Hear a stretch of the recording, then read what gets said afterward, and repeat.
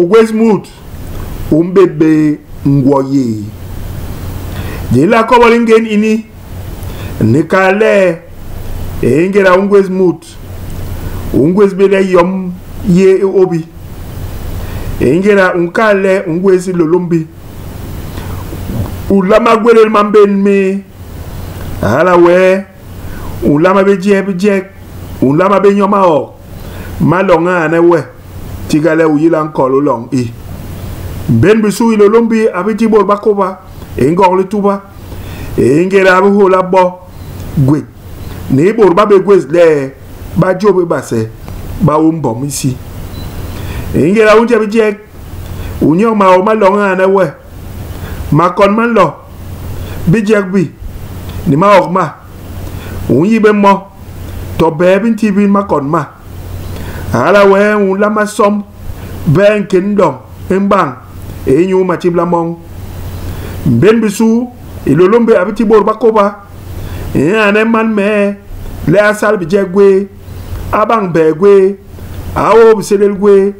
ndanungul jegwe maokme begwe ni biselelgwe ninkongisi ben iyone ba ilolombe abiti bor bakoba ngorle tuba en kalman me le anung le bang bitegwe muratabe man me enyu le ilolombe abugwes bitende me ndi abon bor bakoba le ati bonkong le tende me le kabunkong u mandab mabot ikebisu ilolombe abi le had mu nkong u le man me ayebang ni jizlimbongo man me anung le na bitegwe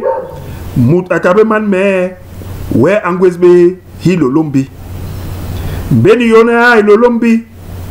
abiti bol bakoba ngorlu tuba yon kale mulom ahaba bang bor mura to mura ahaba bang bor mulom ilolombi nyena be hek we John ulaba bamase le ahewe mulom to le mura enyu halanyen mulom angwes ilolombi ala material barje le mulom nlele minyu mura halawe mulom owusbang hegel ilolombi ya mura owusbang hegel hilolombi masora ni nu ankil hikokok